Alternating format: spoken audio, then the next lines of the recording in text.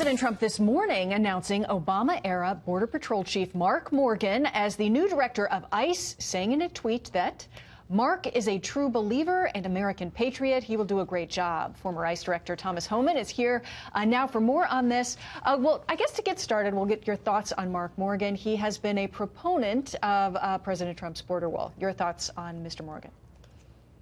Before I do that, I just want to give a shout out to the acting director right now. His name is Matt Elbins. I've worked with Matt for 20 years. Matt's doing a fantastic job. So I appreciate anybody who steps up in this position. It's a difficult position. Mark Morgan, a 20-year FBI veteran. Look, again, I respect the man that's willing to step up and get into a position where half of Congress does not support your mission. It's an everyday fight, and I know this because I was a director for a year and a half. Every day's a fight with Congress. Every day's a fight with the media. So it's a tough job to take on. So Mark, leaving the retirement world and coming back, which I did myself, tough decision, hard on your family, but I salute him. He's willing to throw his hat in the ring and take on this battle. So, you know, I hope the American people and the administration support him as much as he's going to need the support. Yeah. You know, things are very challenging there in the southern border right now. The Trump administration slated to begin asking migrants essentially for DNA samples. It's a pilot program. It's going to run for a couple days in the border, 2 different locations.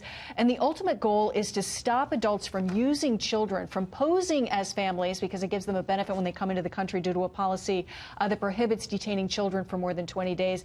The theory is that they use these kids and, in fact, in some cases even recycle them. They come in with one individual, get sent back home, and could come in with another individual down the road. Your thoughts on the DNA testing? Will it work? Could it be effective? It will be effective. I think it's a great idea. It's an idea that I pushed since 2014 with then Secretary Jay Johnson. Look, we know for a fact, based on real cases, based on real investigative intelligence, that kids are being rented. And people are coming to the border claiming to be they'll carry a 2 or 3-year-old with them and claim they're the parents. And during the last year, when the Attorney General did the zero tolerance policy, then a judge ordered the reunification of families. The first 120 children that were reunited, 6 of those, after DNA testing, we found out they weren't even related to the person claiming to be a parent. So we know for a fact kids are being trafficked. So look, number one issue is to protect these vulnerable children from being trafficked, being abused by people who they're not even related to. Yeah. So if this helps, which it will, it's a great idea by the administration. Yeah, it's a very dangerous journey that these people are making, that these children are, in some cases, being forced to take. The body of a 10-month-old baby was recovered Thursday when a raft overturned there in the river on the border, the Rio Grande.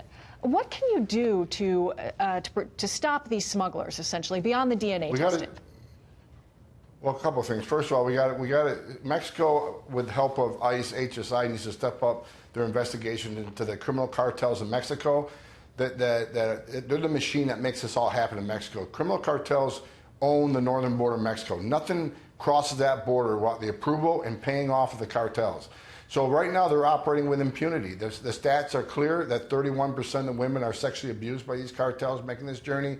We've already had numerous children die, another one just the other day.